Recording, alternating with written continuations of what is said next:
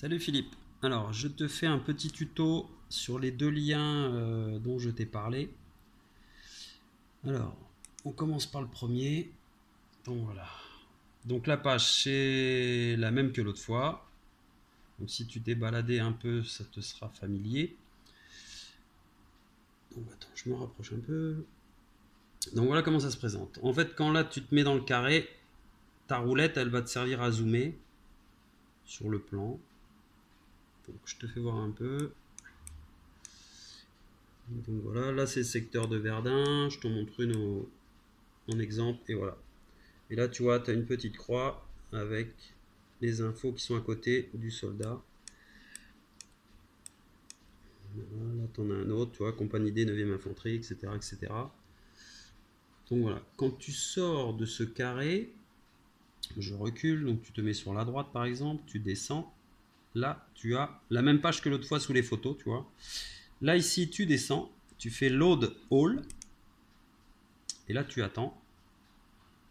Donc là, on est dans le, je sais plus où c'est écrit, le groupe A. Je te montrerai après, voilà. Book A. Donc quand tout est téléchargé,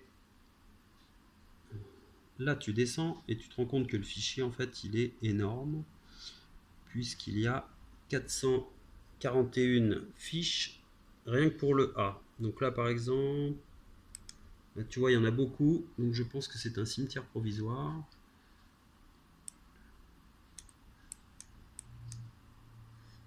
Alors, Montbéliard.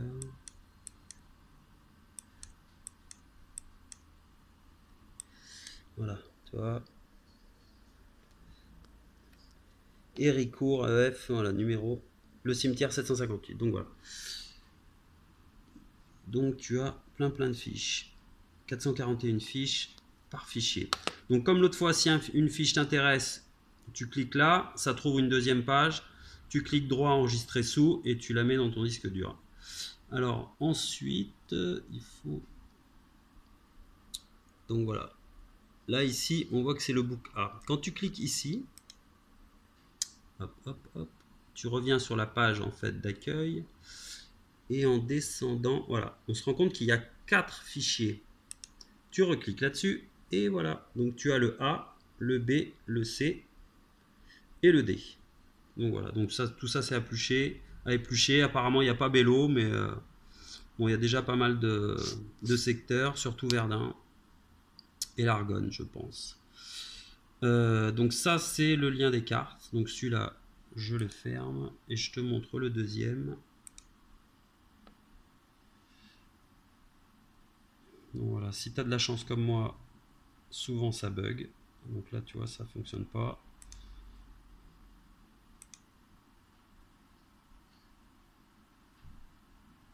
Bon, bah, j'ai pas de chance. De temps en temps ça fonctionne.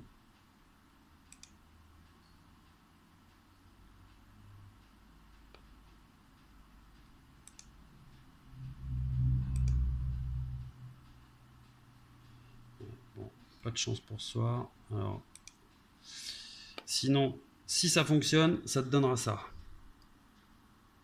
Donc tu arrives sur des fiches et tu vois. Donc c'est par ordre alphabétique. Donc tu peux descendre. Parce qu'il y en a pas mal. Donc là.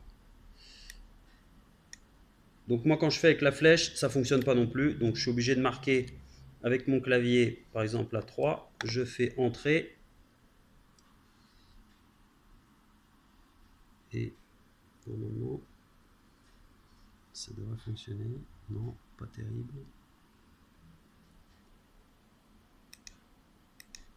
Ah si, ça y est. C'est un peu long.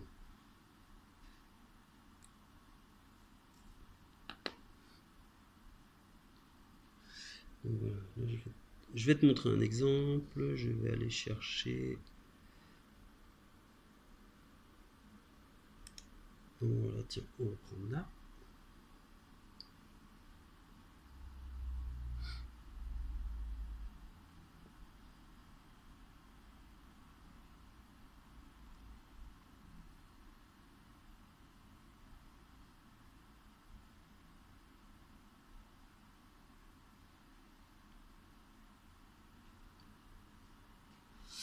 Donc voilà, donc ça se présente comme tout à l'heure. Quand tu es dans le carré, tu zoomes sur la fiche, tu te mets sur la droite, sur le menu déroulant, tu descends aux petites cases. Là, tu mets ta souris là-dedans, tu descends, tu fais Load All.